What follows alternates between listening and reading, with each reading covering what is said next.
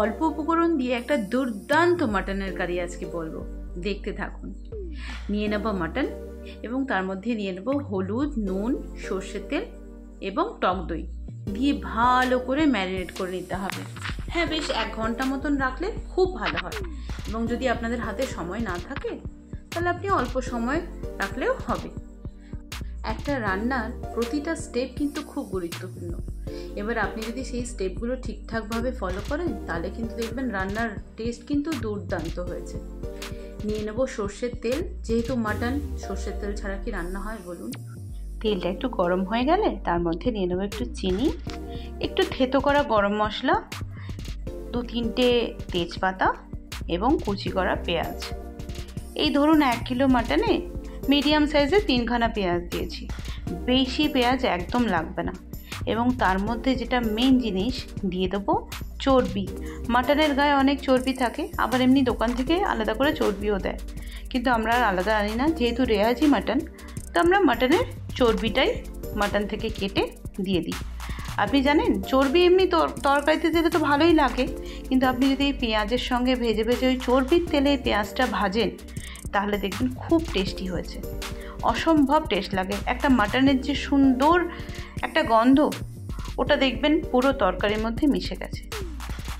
দেখছেন তো, কথা বলতে বলতে একদম ভুলে গেছি, এর মধ্যে কিন্তু আদা এবং রসুন একসঙ্গে পেস্ট করা, ওটা আমরা এর মধ্যে মিশিয়ে দিয়েছি এবং ভালো করে ভাজতে ভাজতে দেখবেন এই মাটনের চর্বির তেলেই সুন্দর করে ভাজা হয়ে যাবে।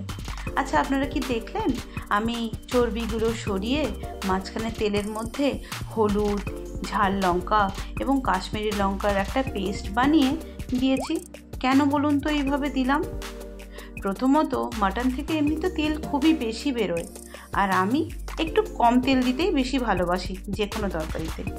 তো এখানে তেল তো খুব কম বেরিয়েছে, আর ঠিক এই তেলের মধ্যেই না এই লঙ্কা গুঁড়ো, হলুদ গুঁড়োটা দিলে ওই কালারটা খুব সুন্দর হয়। আপনারা রান্নার লাস্টে দেখবেন কালারটা কি সুন্দর বেরিয়েছে। ব্যাস, ভাজতে ভাজতে মশলাটা একটু সুন্দর ভাজা হয়ে গেলে তখন আপনি ওই ম্যারিনেটেড যে মাটনটা রাখা ছিল ওটা ওর মধ্যে দিয়ে দিতে হবে। রান্নাটা কিন্তু পুরোপুরি মিডিয়াম ফ্লেমে হবে। কোনো দিনও যে কোনো চিকেন বা মাটন হাই ফ্লেমে করলে কিন্তু তার টেস্ট একদম ভালো হয় না। চেষ্টা করবেন যখন গ্যাসে রান্না করবেন তখন ফ্লেমটাকে মিডিয়াম করে রাখা। আমি রান্না করার সময় আপনারা হয়তো লক্ষ্য করতে পারছেন আমার কড়াতে কিন্তু একটুও লাগছে না, আর কন্টিনিউ নাড়তে থাকতে হবে। এই মাটনটা রান্না করা খুব ইজি এবং এতে উপকরণও খুব কম লাগে, কিন্তু খেতে দুর্দান্ত হয়। চিকেন মাটনের অনেক রকম রেসিপি থাকে, কিন্তু দেখবেন এই ঝোলের রেসিপিটা সবচেয়ে বেশি ভালো লাগে। এটা ভাতেও ভালো লাগে আর রুটিতেও, যার জন্য ফার্স্ট প্রায়োরিটি কিন্তু চিকেন বা মাটনের ঝোল, তাই না? চলুন, কষতে কষতে রান্নাটা প্রায় শেষ হয়ে এসছে, 70% রান্না শেষই হয়ে গেছে। এতে দিয়ে দেবো টমেটো।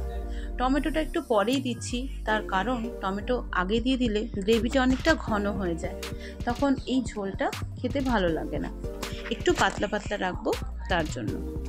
মাটনটা কড়াতেই করা যেত, কিন্তু রবিবার ভীষণ খিদে, তাই কড়াতে আর করব না, করে নেব প্রেসারে, এবং নামিয়ে আলু এবং পেঁপের সঙ্গে একটু ফুটিয়ে নিলে রেডি হয়ে গেল আপনাদের মাটনের ঝোল। হ্যাঁ, কিন্তু এক্সট্রা করে গরম মশলা দেব না, তার কারণ রেওয়াজি মাটনের নিজস্ব একটা সুগন্ধ থাকে, সেটাকে ঠিকঠাক রাখবো। এতে আর ধনেপাতা বা এক্সট্রা ফ্লেভার কিছু দেব না। রবিবারের দিন অবশ্যই বানিয়ে দেখুন, একদম সিম্পল এবং স্পেশাল মাটন কারি, এবং অবশ্যই আমাকে জানান কেমন হয়েছে। ভালো লাগলে একটা লাইক করে দিন। Thank you so much.